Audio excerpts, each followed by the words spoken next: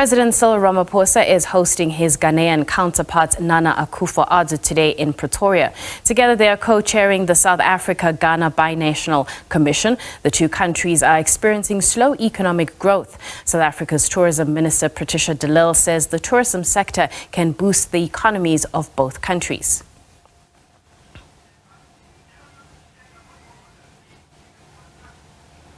For more, we cross to SABC International News Editor Sophie Mokoena in Pretoria. Good afternoon, Sophie. Give us a sense of the discussions that took place between the two counterparts.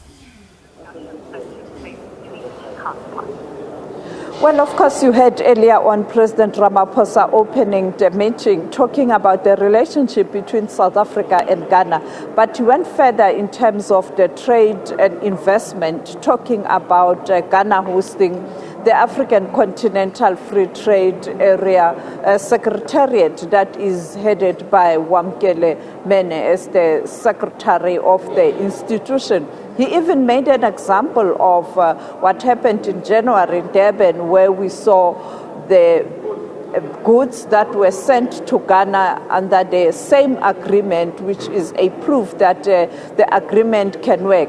He also touched on issues related to peace and security on the continent, particularly in the Sahel region and also in West Africa, the challenging issue of the Western Sahara and Morocco.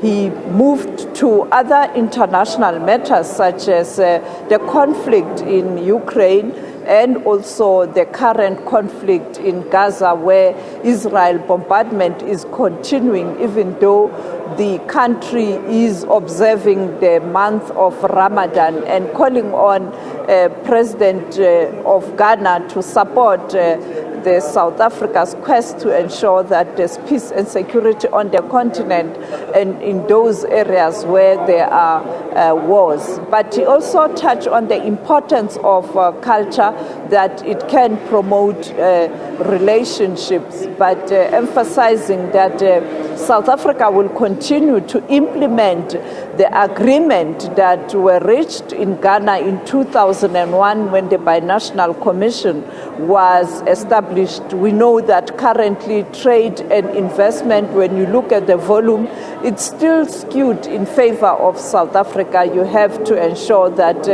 you level the playing field and ensure that you have a similar direction in terms of trade benefits to Accra, and the president saying that the African Continental Free Trade Area Agreement can be a vehicle that can be used to increase trade volumes between the two countries.